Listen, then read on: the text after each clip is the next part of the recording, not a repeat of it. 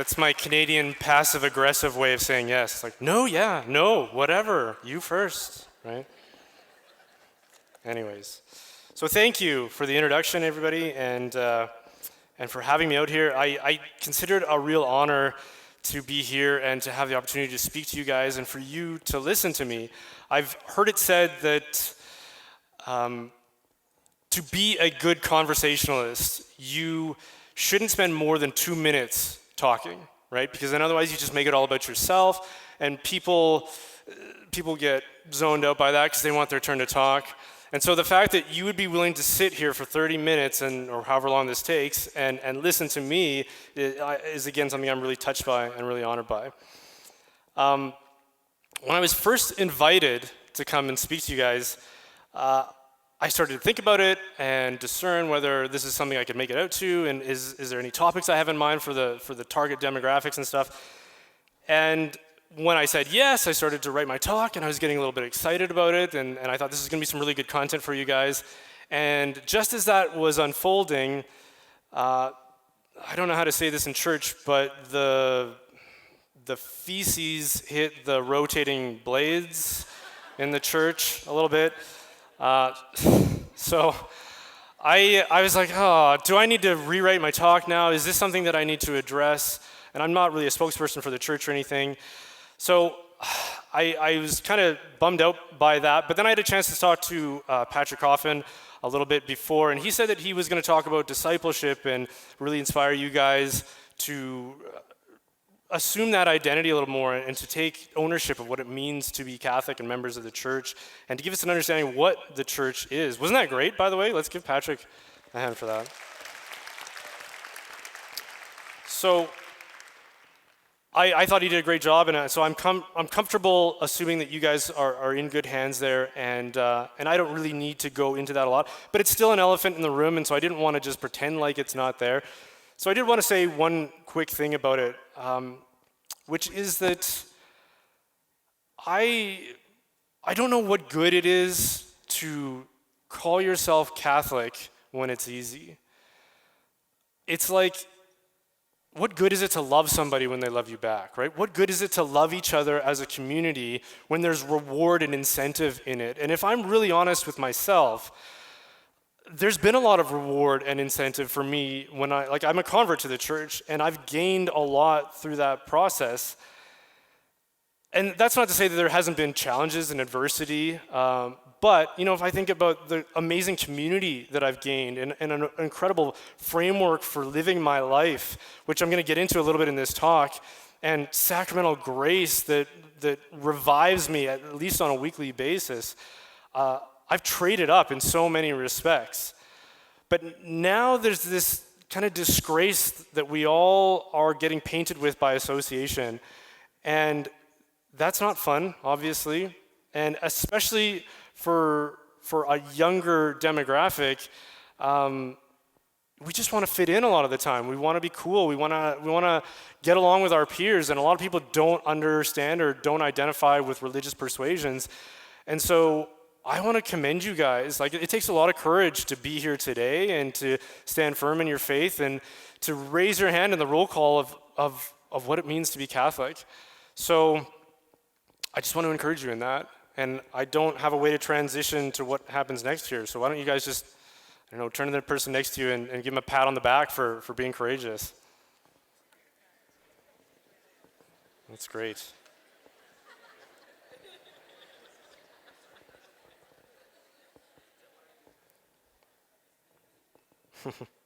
Good job.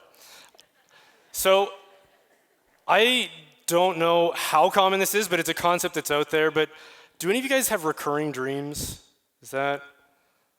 Please let there be more people than that, because I don't want to be the only person. Some people, it's dreams that you have more than once. They happen often enough. There could be themes or whatever. But that's pretty much all I have is recurring dreams. It's not the same one every night, but there's a handful that I just have to keep reliving. And most of them take me back to high school, which is not where I want to spend my entire life. But I must have some unresolved baggage from that, and so every night back I go. And one of them is, it's like there's a final exam, and I have to go get my HB pencil. I don't know if they still do this. I think it's probably all on computers now, but we used to fill in the little circles just right. And so I have to go get my HB pencil out of my locker, and I'm standing there, and I can't remember my locker combination at all because it's been, I'm not going to say how many, but it's been a lot of years since I've been in high school. And I'm just like, I'm panicking, and it's not a fun way to spend my evenings hallucinating half naked in my bed. The other one, and this is the worst one, but this one sounds like it's more common, which is the naked at school one. Does anybody else? No? Just me. That makes me feel better. Well, I have the naked at school one, and my twisted psychology throws in a nice little variable there that I haven't heard other people have, which is that I have a t-shirt on, but that's it. And so my dream starts right in the middle of that scene. I'm in class, I'm sitting down in my desk, and there's a little bit of coverage there, and I realize I'm just wearing a t-shirt, and my immediate reaction is, what is wrong with you? You had enough of a frame of mind to put the t-shirt on, you just figured you're going to neglect the rest? So it's an awkward situation, obviously, but the t-shirt convinces me that not all is lost here. I can work with this. I can get out of this situation and maybe nobody will notice, right? And so the bell rings and I got to go to my next class, and it's a small t-shirt too, just to add insult to injury. And so I'm sort of doing this, like, hey, what's up, guys? Nice to see you. I just find myself naked at school. So it's obviously not a fun experience. And just to make you guys feel a little more awkward, I kind of feel like that right now. Because, well, and before I say this, they say, it's the old cliche about public speaking, right? If you're nervous, you should picture your audience naked. I, for some reason, reversed that, and now you guys are probably all picturing me naked, which I'm feeling great about that.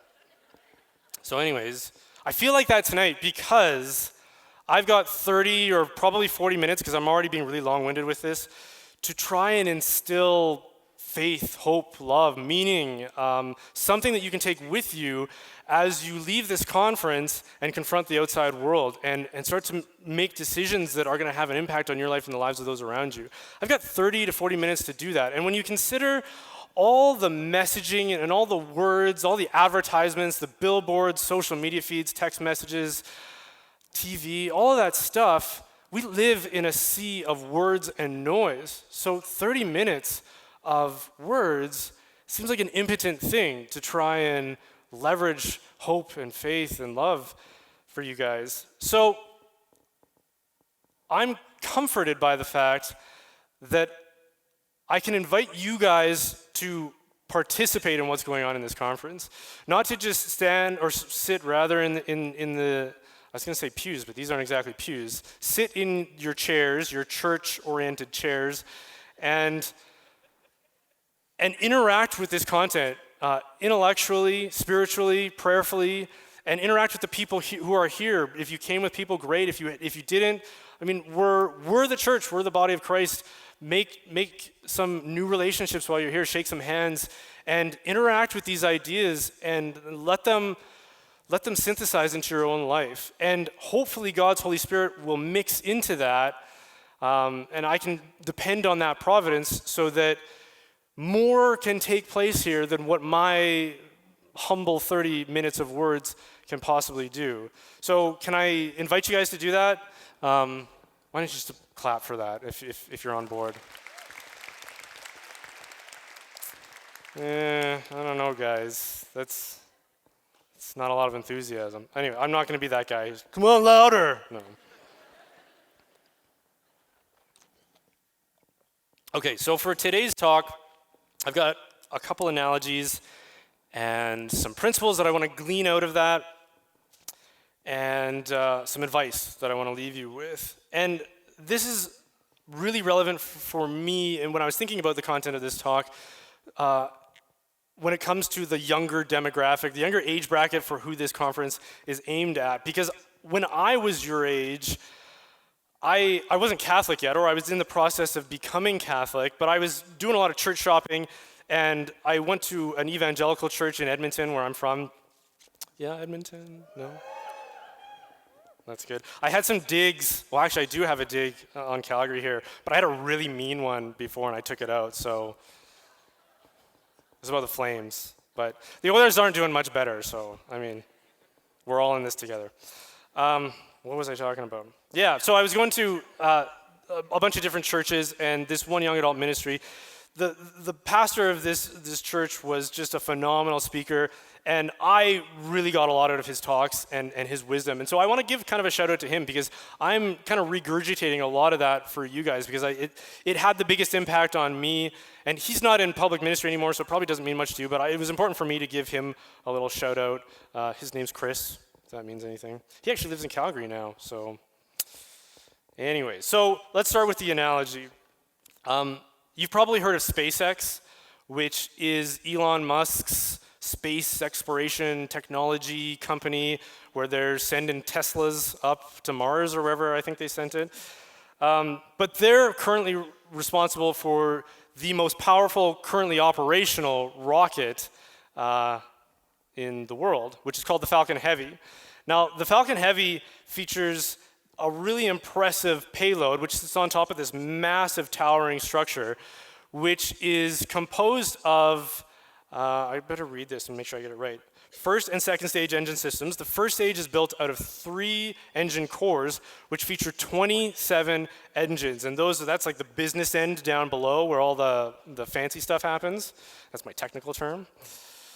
And they are capable of producing 5 million pounds of thrust, which means that in addition to the weight of the rocket and everything that comes with it, it can lift 141,000 pounds to wherever you want to go. And so I know that's a little bit abstract, so I thought I'd try to break this down in terms that Calgarians will understand, which is cattle, right? Because you're a bunch of cowboys and cowgirls, right? So one of the most popular breeds of cattle in Alberta is the Angus beef cow. You guys know this stuff, right? And the average weight of an Angus beef cow, is it a heifer? Is that what you call the ladies? Is 1,250 pounds, which means, before I get to that, and the average size herd in Alberta is 72 head of cattle, which means that the Falcon Heavy can produce enough lift to take 112 cows up into orbit, which means that you can take an entire Alberta herd with plenty of room to spare if it's, I don't know, barbecue sauce or something like that you want to bring with you. So the next time you come across an Alberta herd of cows, if they're, giving you a lip like they do, you can say, guys, if we wanted to, we could send you up there. So don't think your 1,250 pounds keeps you safe. It doesn't matter anymore. We've got a Falcon Heavy. So now I don't know what the launch sequence for the Falcon Heavy looks like exactly, but if I had to guess, I would imagine it's probably like a switch or a series of switches, as in the countdown ends and someone does this, and then there's this impressive pyrotechnic display, you remember that? And then you get liftoff. And it's got to make you wonder, how can something so seemingly insignificant and trivial as the delicate flip of a finger like that, like a feathery touch, produce 5 million pounds of thrust doing exactly what you want it to do? I can't think of anything more unlikely. I mean, maybe it's a really big switch. Maybe there's like a big burly guy in there who's just like, ah! But obviously even that's not going to produce 5 million pounds of thrust. So how is it possible that so little power can produce so much? And I think the answer to that question is you have to convert it through a system. You have to build one small functional component after another until you have hundreds of thousands of them plugged into each other in exactly the right sequence. So when you release a surge of electricity at the proper point of entry, it invades the system connected to a computer, which is methodically initiates the process of setting fire to 1 million pounds of rocket fuel, which, I mean, they haven't sent any astronauts up with this rocket, but imagine you're sitting on top and there's 1 million pounds of rocket fuel right under your bum, and they're gonna light it up. Like that's a disturbing thought. Like I can't think of anything more unlikely that this is gonna do what we want it to do. This is the best and worst thing about us as human beings. This ability to produce huge consequences through a series of decisions that on their own would amount to very little. It's what's given us the ability to bring the natural world to heel through tools of agriculture, but also tools of war. It's what's given us the ability to create beautiful, awe-inspiring, and sophisticated architectural wonders. But it's also given us the ability to build bombs that have leveled many of those architectural wonders. It's what's given us the ability to create beautiful environments that remind us of our paradisal heritage, like the Vatican Gardens. But it's also given us the ability to create environments that are like hell on earth. You think of like the fronts and the trenches of World War I. Our lives, for better or worse, I think are like that. But we think that our lives are the outcomes of the sum of the big decisions that we can make someday, right? Like as in, someday I'll graduate from college. Someday I'll get that dream job. Someday I'll ask Rebecca or her sister to marry me.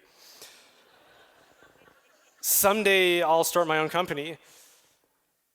These kinds of outcomes are big, so we assume that they're the result of big decisions. But the great achievements that we're aiming for in life, and this isn't just about great achievements, but I'm using that as an analogy, are never the sum of like these huge, all-encompassing decisions. They're the result of smaller decisions. And the closest analogy, if I can bring it back to that rocket ship idea, is like you take that 1 million pounds of rocket fuel, and if you think you can get the same results in one decision, it's like taking all that rocket fuel, dumping it in a tank, taking a match and lighting it, and hoping for the best. Hoping that that explosion is going to do what you want and send you up into orbit. And it lacks wisdom, it's reckless, and from what we know, this principle that I'm trying to grasp at here, it just doesn't work that way. No great achievement is ever accomplished in one step. Nobody wins a gold medal by just showing up at the Olympics and walking off the bleachers and being like, yeah, today's the day, I'm gonna give it my all. Today is that someday, I'm gonna realize my dreams. That outcome happens through a long-term process of dedication, of training relentlessly, of pushing your body to the maximum. It means denying yourself in many respects and following a very rigid regimen of training. It means lifting weights when you'd rather be watching Netflix. It means running laps when you'd rather be sleeping in. It means passing on the dessert tray when all your friends are saying yes. I mean, you're chewing on some broccoli or something like that. And what about falling in love? You guys, I can tell there's some of you who are itching to fall in love here, right? But you can't choose that in one step, right? You couldn't like go out into the foyer after this session and just like take somebody aside and be like, you look like you've got all your body parts in the right place. What do you say? Let's fall in love today and live happily ever after. It doesn't work. I've tried it. It's awkward. In reality, I didn't actually try it, no. In reality, you got to be in the right place at the right time. You have to cross paths with that potential someone. In my case, we met at the bus stop and have lived happily ever after since then. Then you got to go on dates, and you got to be on your best behavior.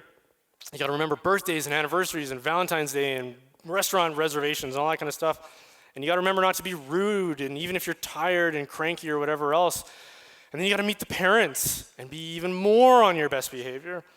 And then you got to prove your mental and physical and financial stability so that you can convince them that you're lifetime mating material. That's a terrible expression. It's not even in my notes. I don't know why I said that. And that doesn't even begin to describe what it takes to have a meaningful, loving, long-term relationship. So these good systems that I'm trying to describe, which produce these good outcomes, this process of stringing together and multiplying multiple choices every single day to realize these outcomes, that's just one side of the equation. What about the systems that we build in the same way that we didn't intend to build. Systems like lust and greed and compulsiveness and addiction. In the exact same way, these systems are built one step at a time, but it's not deliberate. At least the outcome isn't deliberate. Nobody chooses, like when you're in school and they ask you what you want to be, nobody says, oh, I want to be an alcoholic. I want to be addicted to pornography. And if I can be really candid about the stuff that's going on in the church right now, nobody says, I want to be a predator of children. That is something that happens because we make a bunch of choices, maybe recklessly, maybe out of neglect, maybe out of a lack of wisdom, maybe out of trauma or something like that mixes with our DNA, and then one day we turn around and we say, what the heck happened? Where did this come from? This isn't me. And it's a system that has 5 million pounds of thrust that overwhelms your ability to say no. Like that to me is my definition of addiction. And you can't just turn it off either. You're not at the switch end of that system when it's a system that you built unintentionally.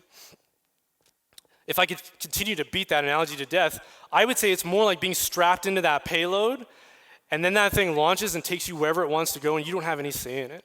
And anybody who's gone through addiction recovery will tell you that it's a long process of multiple steps, one at a time, dismantling that system until you're back at that switch end, until it no longer has enough power to overwhelm your ability to make free choices. I think part of the problem is that when we make our choices, we like to think that the consequences will always be there to announce themselves to us, and whether it's a good or a bad choice, right? Like if you touch a hot stove, you recoil, and don't do that again. And my kids have literally done that. It's a horrible thing to watch, but they never do it again. So some things are like that, but there's also outcomes that take a longer time to develop and to announce themselves. The first time you have a drink of alcohol, you might end up, a few drinks, you might end up with a hangover and maybe some choices that you regret, but nothing like full-blown alcoholism. The first time you look at pornography, you might have some mixed feelings about it and some guilt and shame, but it's not until you do it again and again and again, and you multiply those small choices that not all at once are gonna damn you, but if you keep doing it, you'll turn around one day and realize that you can't function the way that you want to if the opportunity presents itself to have a real, loving, intimate relationship with somebody. There's something else there that is inhibiting your freedom. And unfortunately, our advice and our response to that so often is to just say, no, don't do that. And in fact, I don't want to take anything away from this priest because he was a great confessor, but in confession one time, I was confessing something that I had routinely kept on coming back to, and he said, the next time that happens, just say no, just don't do it. And to me, that's like standing in the blast zone of 5 million pounds of thrust unleashed by a system that you've been building up for years and years and just forcing a different outcome on it through willpower alone. And unfortunately, it doesn't work. So I hope you guys are getting the point, which is that life is complex. And this is a huge takeaway I want to leave you guys with, especially again the younger demographic who's here, who is about to transition into this phase of life where your decisions are going to start having consequences that you might not be prepared for. A friend of mine said this to me recently, that his experience of adulthood is just a constant coming back to this realization that he's screwed up, and he's looking back at this sort of wake behind him, just like, oh no, I didn't want to do that. And it's easy to think that prosperity comes free and naturally when you're younger. Because whatever welfare and whatever well-being and prosperity you've had, it's likely come as a result of the pattern of living and the template that's been designed for you by your caregivers, so your parents and your pastors and your teachers and your elders. But now you're transitioning to this phase of life where you're going to have to start designing that template. And if you haven't experienced that and haven't gone through the trial and error process where your decisions add up to these kinds of consequences, you might assume that it just comes naturally and you might take it for granted. And I really want to leave you with a sense today that just like that addict who turns around one day and says, I didn't choose this. The fact is, you did, but you didn't realize you were choosing it. Every single day, every moment actually matters. These small and seemingly insignificant decisions are adding up, you guys. And you need to be conscious of them, and you need to be aware of them. And when they mix together with other aspects, things, circumstances, and events that will happen to you, other relationships, and your own nature and DNA, there's any number of consequences and outcomes that we will not expect and not be prepared for. C.S. Lewis has this great quote from his book, Mere Christianity, which I know in Catholic intellectual circles it's sometimes taboo to admit this, but I'm okay with it. It's my favorite book, so if you guys haven't read it, I'd really recommend picking up a copy of Mere Christianity. It changed my life, but he's got this great quote in it that kind of ties into this. So he says, quote, "There's a story about a schoolboy who was asked what he thought God was like.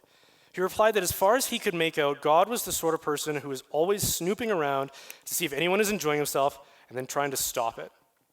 And I'm afraid that is the sort of idea that the word morality raises in a good many people's minds. Something that interferes, something that stops you having a good time. In reality, moral rules are directions for running the human machine. Every moral rule is there to prevent a breakdown or a strain or a friction in the running of that machine. This is why these rules at first seem to be constantly interfering with our natural inclinations.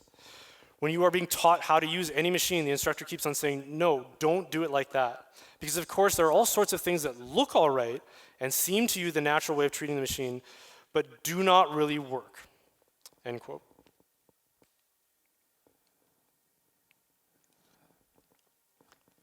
We somehow bought into this idea that rules are an infringement on our freedom. And of course, rules that don't correlate to truth and reality, ideological rules and oppressive rules, those are an infringement on our freedom. But rules that are designed to be a healthy approach to the governance of our lives will actually maximize your freedom. And I think that's what Lewis is getting at here. Another analogy I can think of is my own experience of owning a car, which I'm sure a lot of you do. Maybe a pickup or something, right? This is Alberta. And I remember when I was 16, I was 16 when I got my first car. I'm spoiled, I guess. But when I first got it, I was like, this is gonna be great. I can go anywhere I want, I can do whatever I want. And then I found out all the responsibilities that come with it. You know, you gotta get regular oil change, even filling it up with gas. I mean, it was something I knew my parents did, but I was like, I have to do this every week, and it's like emptying my wallet out. I have to get a job now. You gotta get your tires rotated. You gotta get winter tires if you live in a place like Calgary or Edmonton. And you gotta take it for car washes or it's gonna rust out. And nobody looks at all of these rules and prescriptions and says, oh man, what an infringement on my freedom. Because we understand that those rules and best practices are in place to help us maximize the potential of what we can do with our car. It means the least amount of unnecessary expenses. It means the best performance and the longest lifespan. It increases your freedom, which seems so paradoxical. Is that the word? Paradoxical? Whatever. I had a quote about this. Where's my quote? Oh, it's coming later. Never mind. So it would stand to reason that if there's a user's manual for the human machine, for us, for the human life, wouldn't we want to take advantage of that? Because we do want freedom, don't we? Like one way of looking at freedom is the ability to make more choices, right? But if you're making choices that are creating a system that infringes upon your ability to make free choices, then that's diminishing your freedom. So there is a template and a way of living your life that will maximize your freedom. And much to my surprise at least, and probably yours as well, it involves rules. It involves denying yourself like that Olympic athlete. But the problem is our lives are so complex. How do we know how to live our lives? How do we know what this template looks like? And if I'm being honest, the only hope we have is if there is a God, and he's the designer of us, and he's going to let us in on that blueprint. And the church tells us that's exactly what he's done. We call it revelation. It's the way he's revealed himself to us. He's revealed what is true and good and beautiful, and the way back to him, to life fully alive. And so we need to consult this user manual. But the thing is that I've been using this analogy of a user manual, but that's an oversimplification, because the human machine isn't just an automated thing where you just wind it up and off we go. We are conscious. We are free agents. And so God doesn't just give us an instruction manual like IKEA. He gives us guidelines to live our lives within, and then invites us to go out and start to make decisions. And there's a contingency for when we get it wrong. And I hate to tell you, and I'm sure you already know this, but you will get it wrong. You're going to make mistakes along the way. But these guidelines, these boundaries are in place to help us so that hopefully we don't end up producing a life that is not what we wanted, that has these unexpected outcomes that are more powerful than us, that diminish our capacity to live fully alive. So with what time I have left, I want to leave you guys with just some practical advice for what I think this user manual looks like. And this comes very much from my own experience. I know a lot of this is just going to sound like the right answer. You know, like if you're in religion class, if you went to Catholic schools or something like that, and someone says, "What do we think about this?" And you know, "Oh yeah. This is how we're supposed to respond as Catholics."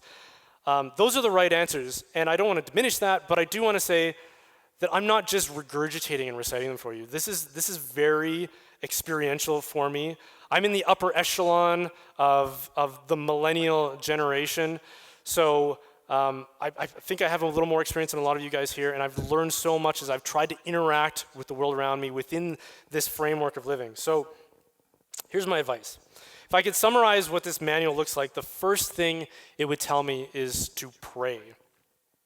You have to prioritize prayer in your lives, guys. And I know, like, I struggled with this. I struggle with, like, I'm pretty compulsive, and I struggle to just be quiet and silent and not be doing something, playing with my phone or watching TV or something like that. It's a hard pattern to get into. So don't be discouraged. Keep trying. It's that daily infusion of grace that streamlines the human machine. And if God is the designer of this whole thing, doesn't it make sense to be consulting him, at least on a daily basis, for how we should go about living our lives and about our day? So at a minimum, I would say we need to be praying twice a day. Once, as one of the first things we do. I mean, it just depends on your routine. I usually exercise when I get up, so I'll go for a run or something like that, and then I'll come back and pray. But it needs to be one of the first things you do over the course of your day. And then once before you go to bed. That's a minimum. And there's lots of opportunities to pray throughout the day in addition to that. And again, my experience just confirms this over and over and over again. All the virtue and creativity and fidelity I want to be able to have as a husband and as a father and as a professional, when I've been praying consistently, it's just there. It's at my disposal. But if I've been neglecting that routine, it doesn't matter how hard I try, I'm just manifesting grave dysfunction in my life. And it's not a magic trick. It's not like recite these words and boom, you're the person you want it to be. It's about engaging in God in that relationship, and he infuses himself into us and transforms us so that we become more like him. C.S. Lewis calls it the good infection of God. And this happens in all our relationships, right? You spend a lot of time with this person and you find yourself acting like them and them wearing off on you. It's the same thing with God. You expose yourself to him, you spend time with him, you're going to find yourself becoming more like him. Like, we're created in his image. And so it makes sense that if we want to inherit that fully, then we just need to spend time with him. Now, if you don't know how to get started with prayer, I mean, there's a lot of great places to start. Formal prayers, there's so many of them. You know, you can start with an Our Father. That's the prayer that Jesus taught them when they asked him. They saw him going away to pray for hours at a time. They're like, how can we pray like you? And he said, here's what you say. So start with the Our Father. Say a Hail Mary or two, or 50 if you want to break out a rosary. St. Michael's prayer is really great, especially with what's going on in the church today. The best advice I ever got with prayer, if you want to make it a little more personal and a little more intentional, is to start by, and this would be like your morning prayer, is to start by praying for everybody who's closest to you. So in my case, I'm married, so I pray for my wife and my kids and our marriage and our family. And then branch out to the people that are kind of a little more remote. So this could be extended family and friends and acquaintances and things like that. Pray for their prayer intentions first. And then add in other prayer intentions. Pray for the church. Pray for people who are suffering. And then at the end of all of that, pray for yourself. And you'll find that once you put everybody else's priorities before your own, you'll have the right frame of mind. You'll have God's frame of mind to start thinking about yourself. And you'll just find that the right intentions start to emerge in that process. Okay, so that's prayer. The second one is keep the commandments. Now this assumes that you know what the commandments are. And if you don't, you gotta start learning your faith. Get a catechism. Don't read the catechism necessarily, although you can. I did, and it's a slog. It's not meant to be read like that. It's like a reference manual more than anything. But look stuff up in there. If you've got questions, it's really well indexed, and so you can use that. Be reading scripture. Read those red letter words of Jesus that Patrick was talking about. Get to know what the commandments are, and then follow them.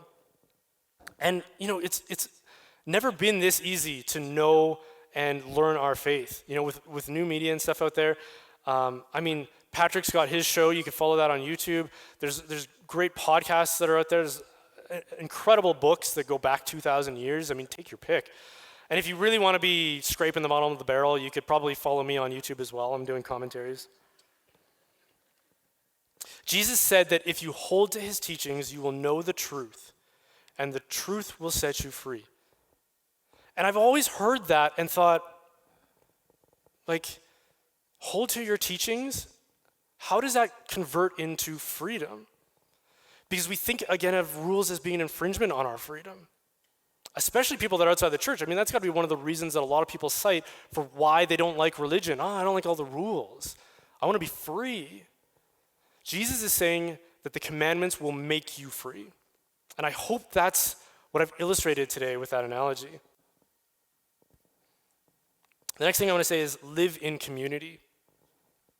If you've got blind spots in your life, if you're building one of these kinds of machines, these systems that you're not going to want to live with long term, then living in a faith-based community where there are people who are invested in your life and who love you and who believe the same things as you is going to be the best chance you have at someone shining a spotlight on that. If they really love you, if they're a really good friend, they'll say, hey, I want to talk to you about something.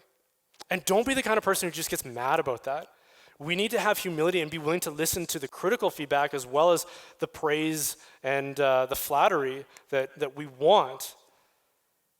So live in community. Surround yourself with people. That's an essential quality of the faith. It's not you and Jesus. It's not you and the Bible. It's the church. Jesus said that whenever two or more are gathered in my name, I will be there.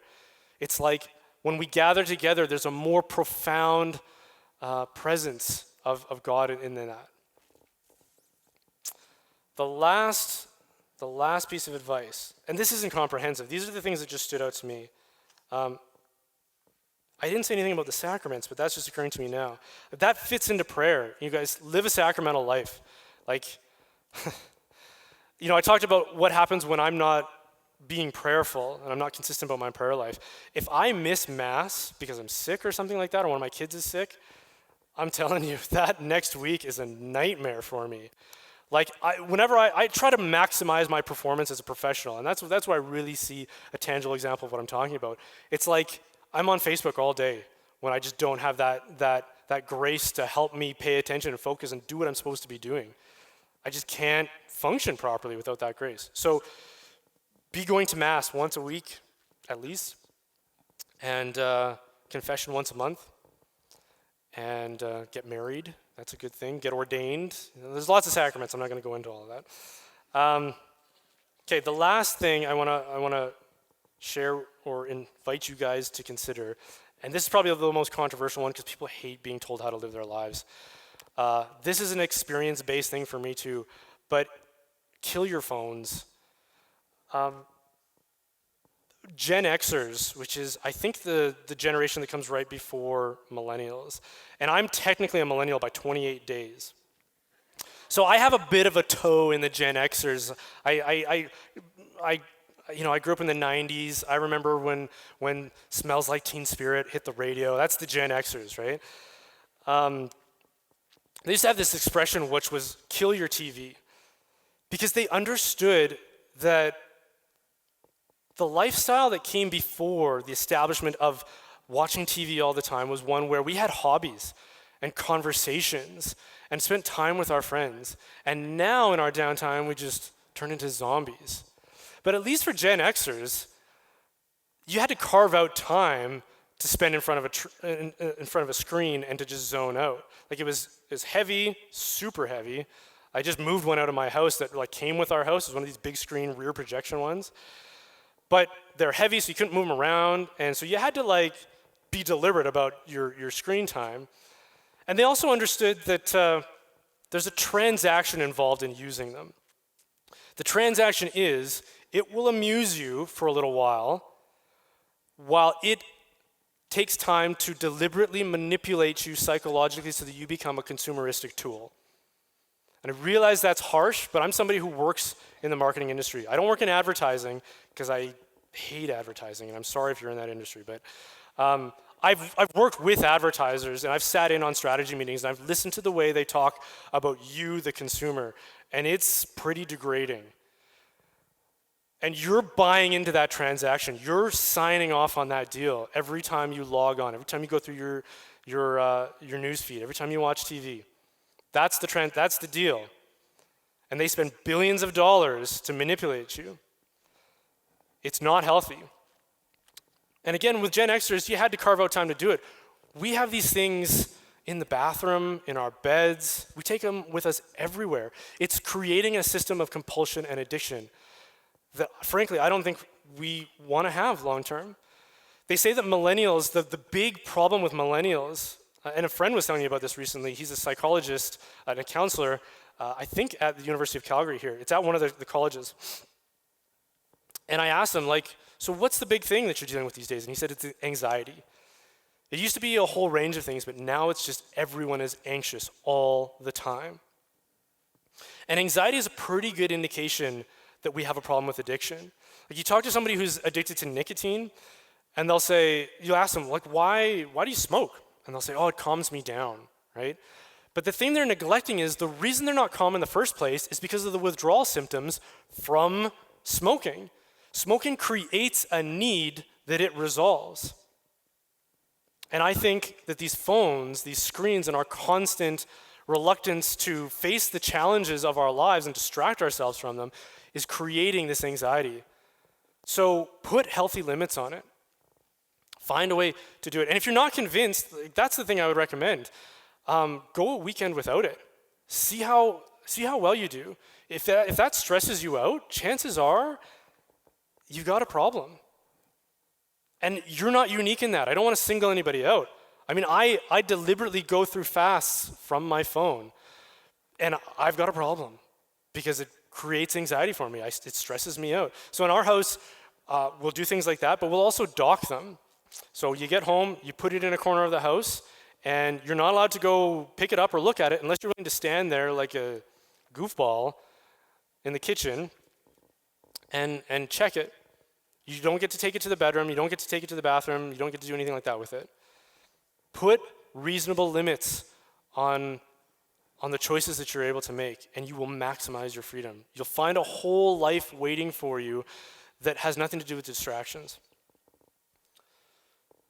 So the theme of this good system, or this user manual, is to seek God and his kingdom first, which I just found out this morning. It was the motto of Newfoundland, apparently.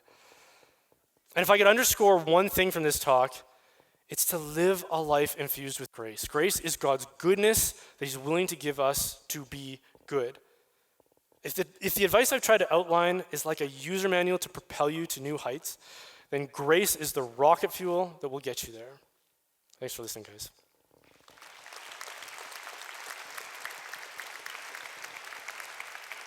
So, Brian, please sit down for a moment. Sure. Okay. Thank you, Niall. I'll sit far away from you, I guess. No, I'll sit right here. Okay. When you talk about this idea of decisions especially, right, I think that kind of stirred me up. I think every decision really does matter. I'm very thankful when you talked about IKEA furniture manual. Am I the only one? Drives me nuts. They don't even put words in it anymore. It's just these weird, goofy marshmallow men who are arranging furniture, and it's like, I don't look like that. You know, Brian, I'm honestly, I'm extreme. How many of you have seen Brian on social media and his essays that he does and things like that? If you do not and have not, please look it up. I think what you're doing as a communicator in the professional life is really inspiring to me. How did you go down that road though to use that gift and then be able to ignite your faith within that? What caused that to happen? Well, as long as I've been Catholic, and even prior to that, I've been involved in ministry in some way, shape, or form. So I've always felt this restlessness to be doing something more than just sitting in the pews. I think our faith is an action-based faith. It's participatory in nature. And so I've always just felt that restlessness. So even before, when I was in RCIA, before I was confirmed, I was playing electric guitar at Mass, at the youth Mass that I was invited to play at. And then later on, our youth ministry coordinator moved on, and so I started leading music at that Mass. I graduated to the more mature acoustic guitar. And then I got married and had a family, and wasn't able to be as involved in ministry anymore. And so that restlessness was always there, kind of dogging me. And in my professional life, like by trade, I'm a graphic designer, web designer, logo designer, and videography has always been one of those things that I've done a little bit as well. And I wanted to get more into video, and especially for our clients' sake. And so I felt like that's not a decision I can make all at once. I can't just say, I'm going to be good at videography. I need to create a pattern. I need to create a routine. And so starting a YouTube channel, it was one of these things where I felt like that's going to keep me accountable to doing this on a regular basis, putting one foot in front of the other and practicing over and over and over again. I didn't really know what to expect from it. And in fact, I was really hesitant to do that because you're really putting yourself out there, right? And so I put it off and I procrastinated for the longest time. And then there was just this hot button issue that was out there, and I needed an outlet. I was just so furious at the one-dimensional conversation that the media was portraying this with, and so I just sat down and ranted on my couch in front of the camera in my office. And this is why we put a couch I know, here. I love it. I feel right at home here. And I feel like it went pretty good. And so I thought, okay, so this is something I can do.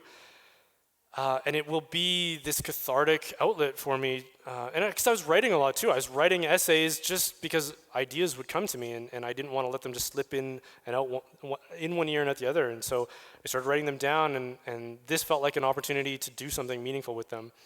And be involved in the mission of the church without having to be away from my family for extended periods of time or too involved in something that takes me away from them. So. And then it just fits right into my profession, which is strategic communication. That's kind of the thing that bridges all the gaps there. And evangelization is the mission of the church. Or Pope Paul VI, and I think Patrick actually brought up the encyclical, he said that the church doesn't have a mission, it is a mission. And it's evangelization, which means proclaiming something. It means inviting people to a response. And that's exactly what strategic communication is. It's getting people's attention, proclaiming something to them, and inviting them into a response based on that.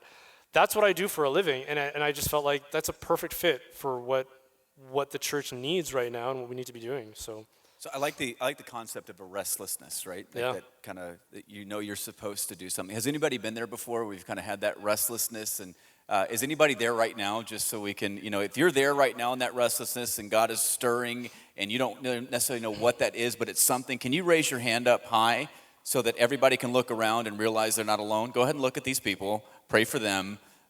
Pray for us. And I think with what you're doing, we are better for it. And the church is better for it. And I want to say thank you. Well, I appreciate that. Thanks. And to continue to utilize that opportunity that God has given you and that voice that God has given you that way. How do they find you? Oh, man, I should have been prepared for this question. Oh, so wait, look behind you.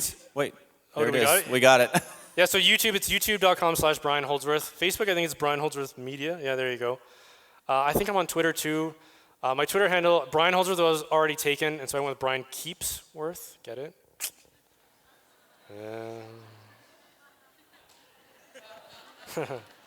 That's worth a hand clap from you. Thank you. Well, Brian, it's been a pleasure to be able to chat with you a little bit. I know that you're going to be around today and available to people if you want to talk, to go a little bit deeper. And Brian, an honor to have you at OneRock 2.0. Thanks. God bless It's an honor to be here. Thanks, Michael.